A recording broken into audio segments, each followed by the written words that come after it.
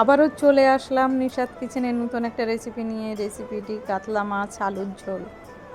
তো বন্ধুরা, আজ দুপুরে আমি কাতলা মাছ আলুর ঝোল করেছিলাম, তো সেটাই তোমাদের সঙ্গে শেয়ার করেছি। চলো দেখে নেব কিভাবে রান্নাটা আমি করেছি। এখানে কয়েক পিস কাতলা মাছ নিয়ে নিলাম। তাতে আমি পরিমাণ মতন একটু লবণ দিলাম, একটু হলুদ দিয়ে দেব, আর অল্প একটু লাল গুঁড়ো লঙ্কা দিয়ে দেবো। দিয়ে খুব ভালো করে হাত দিয়ে আমি এটাকে মিশিয়ে নেব। মাছের গায়ে লবণ হলুদ গুঁড়ো লঙ্কাটা খুব ভালো করে মিশিয়ে নিচ্ছি।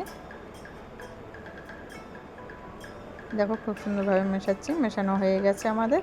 এবার একটা বড় পাত্রে কেটে রাখা আলুর টুকরো আর 4টে টমেটো নিয়ে নিলাম। জল দিয়ে আমি ভালো করে ধুয়ে নেবো আলুর টুকরোগুলো, 2-3 বার করে ভালো করে ধুয়ে নেব। এবার গ্যাসে একটা আমি পাত্র বসিয়েছি, প্যান বসিয়ে কিছুটা সাদা তেল দিয়ে দিলাম। তেলটা গরম হয়ে গেলে আমি অল্প একটু লবণ ছিটিয়ে দিলাম তেলটার উপরে আমি একটু লবণ ছিটিয়ে দিলাম এই কারণে, যাতে তেলটা ছিটিয়ে গায়ে না পড়ে। তেল গরম হয়ে গেলে একটু লবণ দিলে ভালো হয়। তারপরে আমি এক এক করে মাছগুলো সব দিয়ে দিয়েছি ওই গরম তেলে, এবং মাছগুলো আমি উল্টে পাল্টে ভেজে নেব। একটা সাইড হয়ে গেছে, আর একটা সাইড আমি উল্টে দিচ্ছি। সবগুলো উল্টানো হয়ে গেছে, আবার এই সাইডটা হয়ে গেলে আবার উল্টে পাল্টে ভেজে নেব। একইভাবে সবগুলো একটু বেশি বেশি করে ভেজে নেব আমি।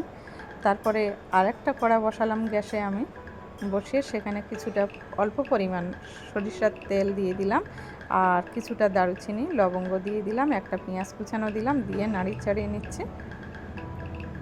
এবার এখানে একটু লবণ দিয়ে দিলাম, লবণ দিয়ে আবার ভালো করে নাড়ি চাড়িয়ে নিয়ে আমি ধুয়ে রাখা আলুর টুকরোগুলো দিয়ে দেব। দিয়ে ভালো করে আবার নাড়ি চাড়িয়ে নেব। ওই তেলে আলুটা ভালো করে কষিয়ে নিতে হবে, একটু ভাজা ভাজা করে নিতে হবে লবণ তেলের সঙ্গে।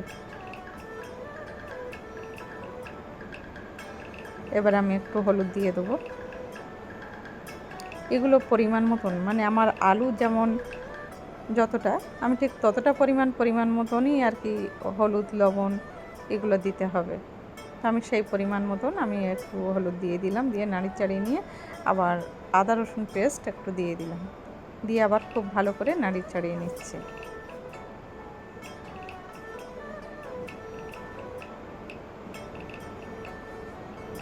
দেখো খুব ভালো করে নাড়ি চাড়িয়ে নিলাম, নিয়ে এখানে আমি একটু জল দেবো। তবে জলটা মাছ ভাজা হয়ে গেলে যে কড়াইটা ছিল সেই কড়াইয়ে আমি জলটা ফুটিয়ে রেখেছিলাম, এই ফোটানোর জল দিলাম। তবে যে কোনো তরকারিতে ফোটানোর জল দিলে কী হয়, তরকারির টেস্টটা সুন্দর হয়, আর সিদ্ধটাও খুব তাড়াতাড়ি হয়ে যায়, তরকারিটা খুব তাড়াতাড়ি হয়ে আসে। এখানে কিছুটা কাঁচা লঙ্কা আমি 2 পিস করে দিয়ে দিলাম, মাঝখান থেকে চিড়ে কাঁচা লঙ্কাগুলো দিয়ে দিলাম। কিছুক্ষণ ঢেকে রেখেছিলাম, ঢাকাটা আলগা করে আমি আবার একটু নাড়ি চাড়িয়ে নেব। দেখো নাড়ি চাড়িয়ে নিচ্ছি। এখানে আমি সেই 4টে টমেটো আমি টুকরো টুকরো করে কেটে আমি দিয়ে দেবো। এবার দিয়ে আবার একটু নাড়ি চাড়িয়ে নিচ্ছি। নাড়ি চাড়িয়ে নিয়ে আবার আমি গরম জল দেবো, কিন্তু ঠান্ডা জলই একদম দেবো না। গরম জল দিলে তরকারির টেস্টটা খুব সুন্দর হয়, আগেই বললাম, তাই গরম জলেই আমি ব্যবহার করছি। সব সময় তো মাছের ঝোল মানে একরকম খেতে ভালো লাগে না, তো বিভিন্ন রকম করে একটু খেয়ে দেখবে, ভালো লাগবে। আলু দিয়ে টমেটো দিয়ে মাছের ঝোল, এটাও কিন্তু একদম ঘরোয়া, খুবই ঘরোয়া, বেশি কিছু না, হালকার উপরে রান্না, খুবই ভালো। গরম জল দেওয়ার পরে আমি মাছগুলো এক এক করে ওই ঝোলের মধ্যে দিয়ে খুন্তি দিয়ে চেপে চেপে বুড়িয়ে দেবো,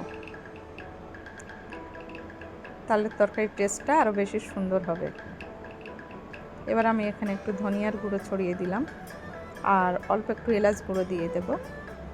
তবে এখানে তোমরা ধনিয়ার গুঁড়ো না দিয়ে জিরের গুঁড়ো দিতে পারো। আমার ধনিয়ার গুঁড়োর গন্ধটা খুব ভালো লাগে, তাই আমি ধনিয়ার গুঁড়ো দিয়েছি, জিরের গুঁড়োটা দেয়নি।